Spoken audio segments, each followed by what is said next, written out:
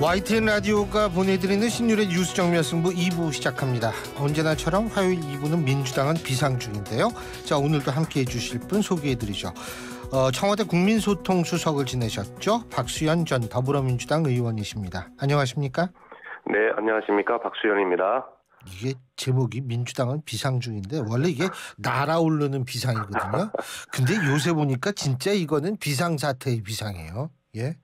그러니까 우리 사회자께서 그 비상 중이라고 말씀을 하실 때마다 저는 실제로 깜짝 놀라시죠? 그 비상 중인 걸로 들었거든요. 예. 그만큼 민주당의 상황이 계속해서 좀 어려운 상황이 처해져 있는 그런 걸 의미한다고 할 수 있겠네요.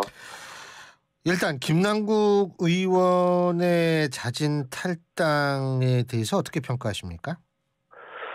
예, 어쨌든 김남국 의원에 관한 여러 가지 의혹들, 보도들 이런 것들이 이제 사실관계가 이제 규명이 돼야 되겠습니다만은 예. 지금 현재는 현장에서는 거의 지금 총선 분위기로 막 들어가고 있는 중 아니겠어요? 예. 그렇다고 보면 이번 모든 것들이 지금부터는 총선과 연관이 되어서 생각이 될 것이기 때문에 예. 굉장히 좀 급하게 정리가 돼야 되고 이런 필요성들이 현장에서는 사실은 있는 것입니다. 예.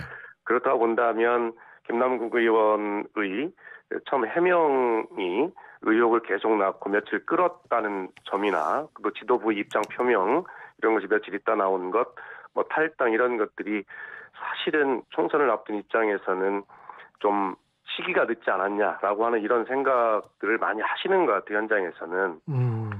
네, 그래서 어쨌든 이 탈당이라고 하는 것이 여기에서 만약 민주당이 어떤 이 진상 규명이나 이런 것들을 탈당을 했기 때문에 여기서 한계가 있다라고 이렇게 한다면 그것은 국민의힘에서 비판하는 대로 꼼수 탈당밖에 더 되겠습니까? 예.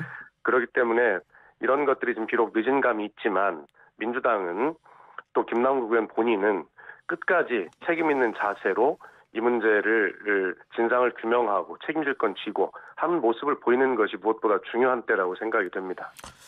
일단 지도부의 입장 표명도 늦었다라는 것은 지도부의 대응이 늦었다라는 것으로 이해해도 되겠습니까? 그렇습니다. 예. 입장 표명도 사실은 사과 입장이 며칠 지나서 나온 건 아니겠어요? 예. 예, 그리고 여러 가지 조치들을 하고 있는데 국민들 시각으로 볼 때는 굉장히 좀 조치가 좀 미흡하고 늦었다, 실기한 측면이 있다라는 생각을 하지 않을 수가 없는 것이죠. 예를 들면 조치 어떤 게 있을까요? 예를 들어서 진상조사단을 꾸렸다든가 대표가 사과를 한다든가라고 하는 이런 문제, 특히 이재명 대표의 사과, 그다음에 윤리감찰단에 의한 조사의 지시라든가 다 하고는 있지만 빨리 했어야 된다 이 말씀이시죠? 네, 좀 더 빨리 그렇죠? 했어야 된다고 생각합니다. 그것이 예. 제가 현장에서 이렇게 들어보는 국민들께서 하시는 말씀이 시간이 좀 늦는 거 아니냐라고 하는 그런 질타를 좀 많이 하고 계시거든요. 예.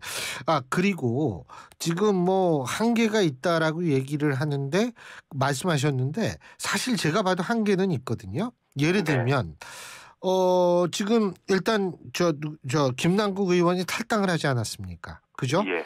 탈당을 했으면 이게 자료조사 요구를 강제할 수가 없잖아요. 만약 강제한다면 그거는 개인정보보호법 위반에 걸릴 수도 있는 거고. 그죠? 네. 더군다나 어제 압수수색이 들어왔기 때문에 오늘까지도 압수수색 2차 하더라고요. 압수수색을 하는 상황에서는 방어권 주장을 할 수도 있고 그래서 더 안 낼 수도 있고. 어떻게 하겠어요? 못하죠, 아무것도. 예, 그렇습니다. 기본적으로 이 가상자산이라고 하는 것, 이것은 되게 또 익명성에 기인하고 있는 건 아닙니까? 그러다 예. 보니 김남국 본인의 어떤 협조나 이런 것들이 없다면 어려운 것인데다가 하여튼 굉장히 지금까지 법적으로나 제도적으로 미비하거나 불비한 측면들이 많을 정도로 우리가 잘 알지 못하는 분야이잖아요, 사실은. 예. 그래서 이런 부분들이 그런 안안파고로 여러 가지 한계가 있는 것이기 때문에 예. 시간이 오래 걸릴 것이고 그러다 보면 실제로 총선에 미치는 영향은 굉장히 많을 것이고요. 그다음에 국민들 보시기에 이런 거예요.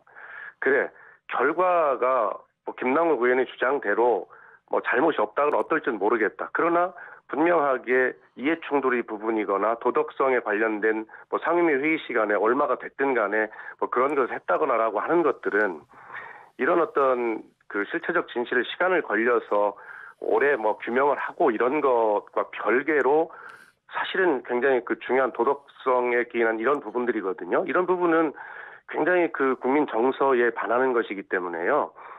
이 문제를 대하는 태도가 김남국 의원 본인도 그렇고 우리 당도 그렇고 하여튼 그 도덕적으로 좀 그런 부분이 있다면 사실관계를 떠나서 그런 부분들은 빨리빨리 사과를 하고 좀 그렇게 했어야 된다는 이야기죠.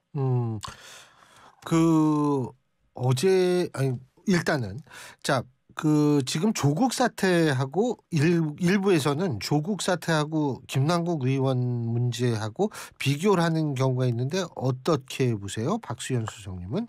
글쎄 그건 뭐 비교라고 하는 게 예, 뭐 여러 가지 측면에서 비교를 해볼 수 있겠습니다만 예, 그러나 기본적으로 두 가지가 저는 비슷한 점이 뭐냐면 우선 정확한 진실과 사실관계 무엇인지는 모르겠어요. 지금 저도 아직은. 그러나 분명한 것은 국민적인 어떤 정서, 평균적인 정서를 건드렸다는 측면, 이런 예. 측면에서는 비슷한 점이 있는 거 아니에요? 예, 그런데 그런 부분들을 계속 억울하다, 뭐 이런 식으로 이제 계속 시간이 이제 흘러오고 이런 것 예. 아니겠어요? 예, 그래서 저는 저 뭐 정치를 하고 있습니다만 공당이나 그다음에 뭐 정치인들은 개인적으로 억울할 수 있죠. 그러나 이런 어떤 의혹이 제기되고 이랬을 때 그것을 책임지고 대하는 태도, 국민적인 의혹이 있다면 일단 국민 여러분 죄송합니다 하고 사과하고 그리고 나서 책임질 거 지면서 또 진상 규명할 건 하고 이렇게 돼야 되는데 계속 이제 어떤 사실이 아니다라든가 억울하다든가 합법 뭐 불법 여부를 따진다는 네, 말씀이시죠? 그런 어떤 부분들에 집중을 해서 계속 이야기를 하다 보면 결과적으로는 국민들께서 이 드신 회초리를 세게 칠 수밖에 없는 그런 과정으로 가게 되는데요. 뭐 저 조국 문제나 그다음 김남국 의원의 문제나 이런 부분들에 대해서 저는 개인적으로 제가 가지고 있는 생각도 있지만 그러나 그렇다고 그걸 주장할 수는 없어요. 국민들께서 보시기에 그래 뭐 무슨 잘못이 이런 부분은 잘못이 있다라고 한다면 그런 부분에 대해서 깨끗하고 깔끔하게 사과하고 그리고 나서 본인의 억울한 점이 있다면 시간이 가더라도 그것을 나중에 밝히는 그런 태도 이런 것들이 국민께서 원하시는 눈높이가 아닐까 하는 생각을 좀 저는 가지고 있습니다. 예, 그리고 지금 민주당이 안고 있는 또 다른 문제가 이제 돈봉투 의혹 문제 아니겠습니까? 네네. 저는 돈봉투 의혹 문제를 여쭤보려고 하는 것이 아니고 네. 돈봉투 의혹과 김남국 의원의 문제 둘을 비교했을 때는 어느 게 더 심각한 문제라고 판단하십니까? 뭐 두 가지가 다 본질은 똑같이 심각한 것이죠. 예, 그리고 민주당은 계속해서 죄송합니다만 다른 정당에 비해서 도덕적으로 우위에 있다라는 주장을 해왔고 그런 예. 자부심을 또 가지고 있지 않습니까? 예, 그런 민주당이 주장하는 도덕성이라는 기준에서 볼 때 두 가지가 본질적으로 뭐 비교되거나 다를 리가 없다고 생각을 합니다. 예, 그러나 지금 현재로 봐서는 전당대회의 돈봉투 문제보다 지금 김남국 의원의 이 문제가 훨씬 더 후폭풍이 강하고 일파만파 이렇게 번지고 있는 이런 영향력 측면에서 이것이 훨씬 더 커 보인다라고 하는 것이 예. 뭐 제 생각뿐만이 아니라 주변에서 이야기하시는 분들께서도 다 그렇게 말씀을 좀 하고 계신 것이죠. 예. 지금 근데 강성 지지층의 움직임은 좀 다른 것 같아요. 김남국 네. 의원을 상당히 응원하거나 이런 현상이 벌어지고 있는 것 같은데 이 부분은 어떻게 평가하세요? 예, 물론 그럴 수 있습니다. 그것은 뭐 지지층이 뭐 하실 수 있는 부분이고요. 그러나 그것과 별개로 민주당이라고 하는 공당의 정당의 책임지는 모습은 달라야 한다는 것이죠. 예. 그래서 그렇던 적극적인 어떤 지지층들이 내는 목소리가 민주당의 목소리와 같이 취급되는 것도 그건 바람직하지 않다고 생각합니다. 한편에서는 그렇게 이야기할 수 있지만 민주당은 결과적으로 국민 앞에 책임을 져야 하는 그러한 정당이기 때문에 정당은 정당이 어떻게 책임지는가 하는 모습을 국민께서도 보아주셨으면 합니다. 예. 그리고 지금 사실은 그 당내 일부 강성 의원들, 그러니까 굉장히 그 김남국 의원과 뭐 친하다거나, 예? 네. 이런 의원들은 좀 당의 지금 박수현 수석님의 말씀하고 좀 다른 분위기도 얘기를 많이 하고 있는 거 알고 계시죠? 예, 뭐 그것뿐만 아니라 또 다른 목소리를 또 있는 것도 알고 있고요. 저도 그 방송에서도 제가 말씀드린 바 있습니다만 저는 지금도 개인적으로는 김남국 의원을 신뢰하고 믿습니다. 예, 그러나 그것은 개인적인 것이고요. 예, 지금 어쨌든 정당을 통해서 우리가 정치를 하고 있고 또 국회의원의 신분인데요.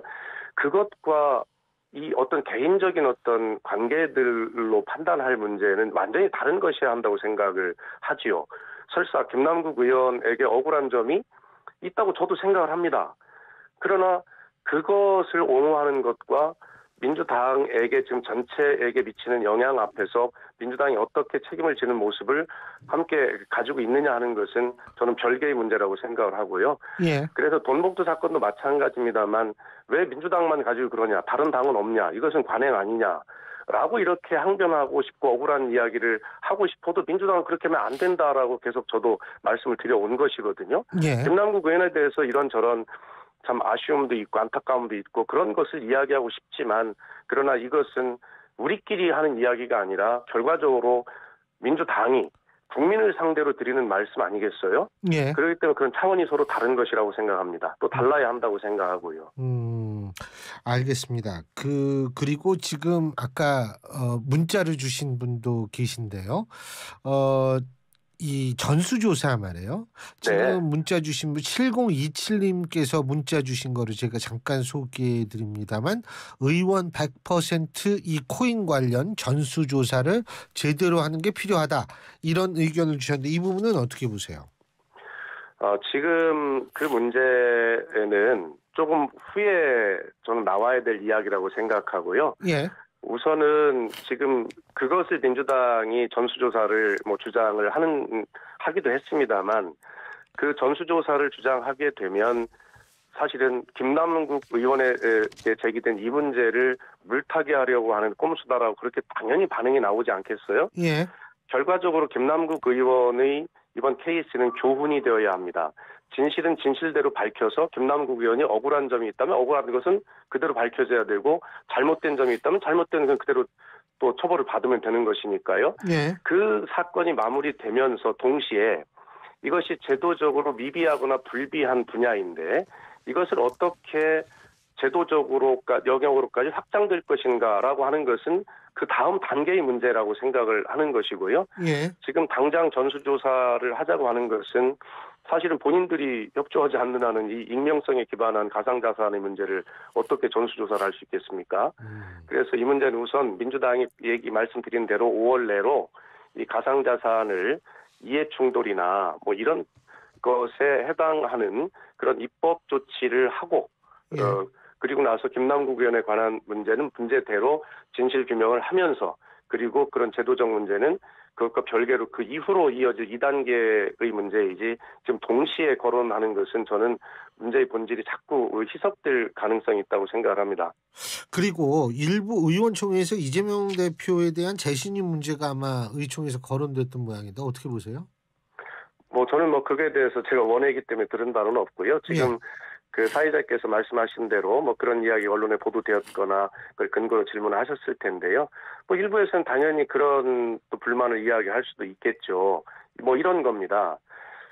이런 문제가 터졌을 때 당 지도부의 이 대응이 미온적이거나 아니면 시기가 좀 늦었다거나 이런 비판을 하는 경우도 있잖아요. 그런 경우는 결과적으로 이재명 대표에 대한 그런 어떤 소위 이런 문제들이 있기 때문에 리더십 관련 문제다 이 말씀이시죠? 네, 그래서 예. 그런 것들이 있기 때문에 이렇게 되는 거 아니냐라고 하는 비판을 당연히 할 수 있다고 생각을 합니다. 예.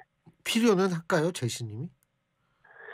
아마 어느 정도에 가서는 아마 이재명 대표 스스로도 그런 재신임 문제를 아마 그렇게 한번 정말 본인 스스로가 당내부터 좀 정리하기 위해서 그렇게 할 때가 아마 올 수도 있지 않겠냐. 과거에 우리 문재인 대통령께서 대표 시절에도 결과적으로 재신임 요구가 막 들끓고 일어나가지고 결과적으로는 재심 의총도 한번 한 적도 있습니다. 예.